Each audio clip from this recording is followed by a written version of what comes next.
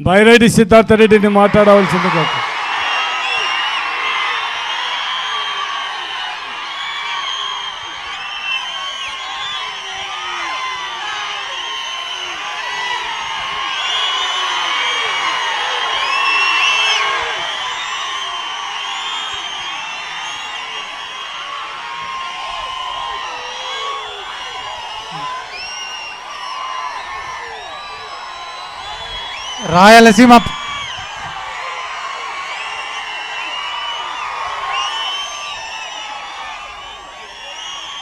Rayalaseema lift irrigation కు వ్యతిరేకంగా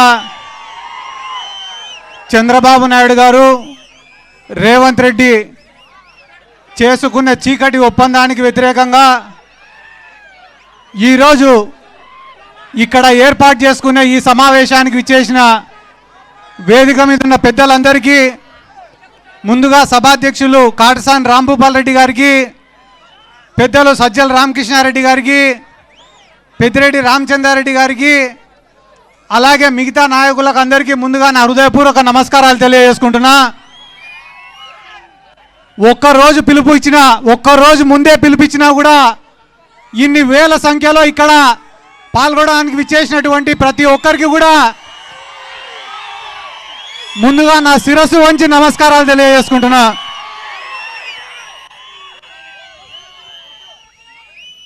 ముఖ్యంగా రాయలసీమ లిఫ్ట్ ఇరిగేషన్ అంటే మా జిల్లాలో ఉండే తెలుగుదేశం పార్టీ నాయకులు, రాయలసీమ ఉద్యమకారులు అని చెప్పుకునే చాలా మంది కూడా గడిచిన 2 రోజుల నుంచి ఈ రాయలసీమ లిఫ్ట్ ఇరిగేషన్ వేస్ట్ అని చెప్పడం మొదలుపెట్టినారు. మాకు చాలా బాధగా ఉంది. ఎందుకు బాధగా ఉందంటే, వైఎస్ రాజశేఖర రెడ్డి గారితో పాటు మా తాత బైరెడ్డి శేషసేనారెడ్డి గారు కూడా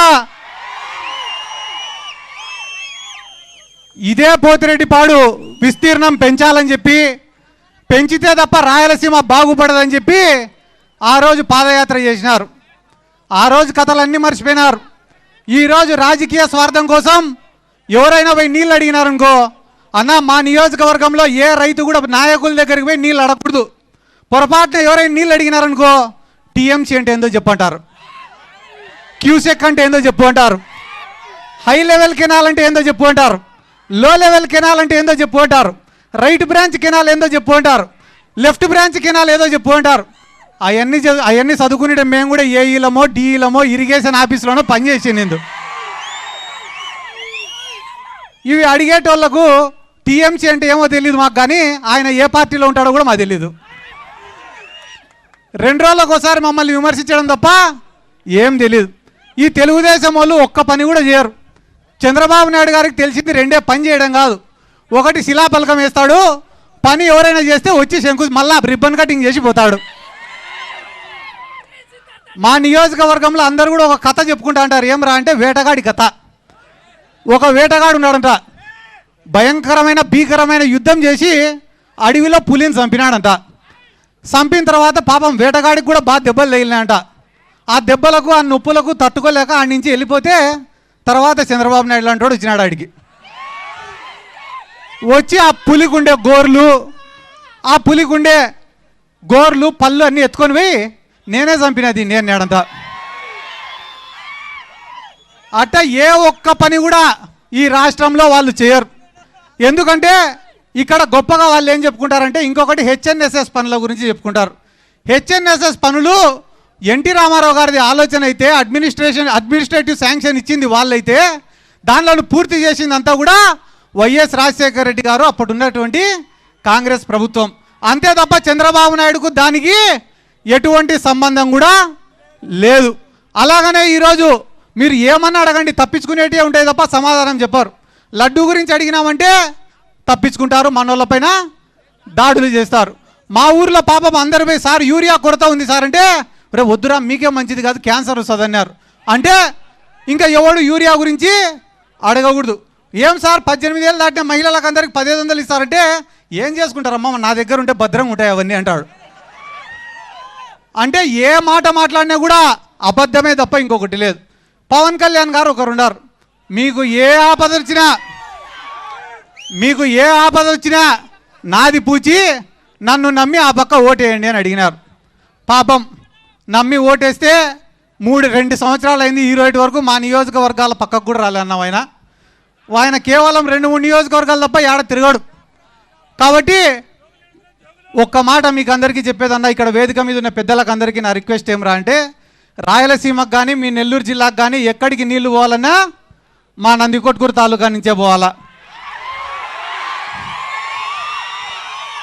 ఇట్లా గోరకల్లు రిజర్వాయర్కు పోవాలన్నా, అవుకు రిజర్వాయర్కు పోవాలన్నా, జిఎన్ఎస్ఎస్ ప్రాజెక్టు కింద ఉండే 11 రిజర్వాయర్లకు, గండికోటకు కానీ వామికొండకు కానీ సర్వరాయ సాగర్కు కానీ మన 11 ప్రాజెక్టులు జిఎన్ఎస్ కింద పోవాలన్నా, కేసీ కెనాల్కు నీళ్లు పోవాలన్నా, నిప్పులవాగు ద్వారా కేసీ కెనాల్కు పోవాలన్నా, మీకు వెలిగోడు రిజర్వాయర్కు పోవాలన్నా, బ్రహ్మం సాగర్కు నీళ్లు పోవాలన్నా, కంటలేరుకు నీళ్లు పోవాలన్నా, సోమశీలకు నీళ్లు పోవాలన్నా, చివరికి మెడ్రాస్కు నీళ్లు పోవాలన్నా కూడా మా నందికొట్కూరు తాలూకా నుంచే పోవాలా.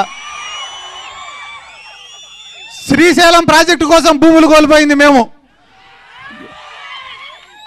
ఈ రోజుకి 98 జీవో కింద ఉద్యోగాలు రాలే అని చెప్పి 100ల మంది రోడ్లు పట్టుకొని తిరుగుతా అంటే వాళ్ళ బాధలు చూడలేక కన్నీళ్లు పెట్టుకుంటా అనేది మేము.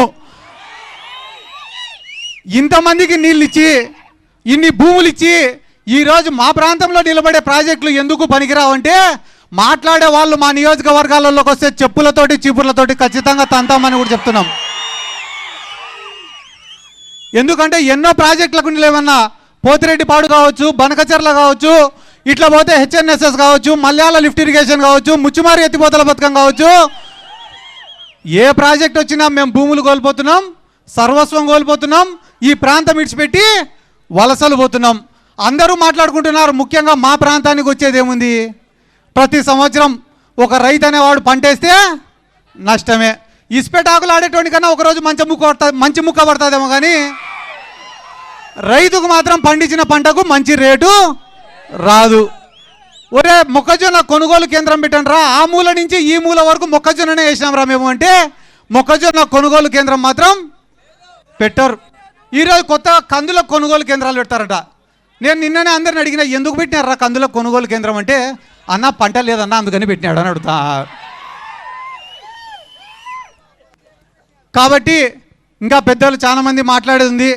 అన్న మీకు రిక్వెస్ట్ చేస్తున్నా, పెద్దిరెడ్డి రామచంద్రారెడ్డి గారిని, సజ్జల రామకృష్ణారెడ్డి గారికి కానీ, ఈ ప్రాజెక్టులన్నీ పూర్తయిపోతాయి, జగన్మోహన్ రెడ్డి గారు ముఖ్యమంత్రి అయిపోతారు. ఈ నందికొట్కూరు నియోజకవర్గంలో మాకు రైతాంగం, వ్యవసాయం తప్ప వేరే ఆదాయ వనరులు ఏమీ కూడా లేవు. ఈ ప్రాంతంలో 95% మంది బీసీలు, ఎస్సీలే కాదన్నా, ఓసీలు కూడా 95% మంది పేదవాళ్ళే తప్ప డబ్బులు ఉన్న వాళ్ళు ఎవరు కూడా లేరు. ఎవరో 2-3 తెల్ల సొక్కాలు వేసుకొని వచ్చినా వెనకన్నీ బొక్కలే తప్ప ఏమీ లేవన్నా. మేము ఇటువంటి మీటింగులు పెట్టాలనుకున్నా కూడా, పార్టీ కార్యక్రమాలు చేయాలనుకున్నా కూడా అందరికీ ఒక భారమైన ఒక 2-3% డబ్బులు ఉండే వాళ్ళు ఉన్నారు, కానీ వాళ్ళు అవతల పార్టీలో ఉన్నారన్నా.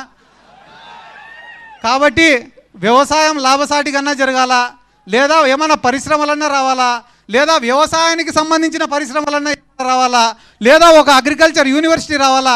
మీలాంటి పెద్దలు పోయి జగన్ సార్కు చెప్తేనే మా లాంటి వాళ్ళ కష్టాలు తీరుతాయన్నా. ఎందుకు నేను ఈ మాట మీకు చెప్తానా అంటే, ఇదే నియోజకవర్గంలో కేవలం 2 దగ్గరనే డబ్బులు ఉన్నాయన్నా. వాళ్ళిద్దరు కూడా అవతల పక్కనే ఉన్నారు. వాళ్ళకేంలే, నేను ఏడైనా కనిపిస్తే నా మీద విమర్శలు చేయడం తప్ప వేరేదేం చేత కాదు. కాబట్టి నా సిన్సియర్ రిక్వెస్ట్ అన్న, మీరే జగన్ సార్ దగ్గరికి తీసుకుపోవాలా. ఈ నందికొట్కూరు నియోజకవర్గం అంటే నిజంగానే చెప్తానన్నా, ఏవో 2-3 తప్పిదాల వల్ల ఓడిపోయినాం తప్ప వైఎస్ఆర్ కాంగ్రెస్ పార్టీకి కంచుకోటన్న మా నందికొట్కూరు నియోజకవర్గం.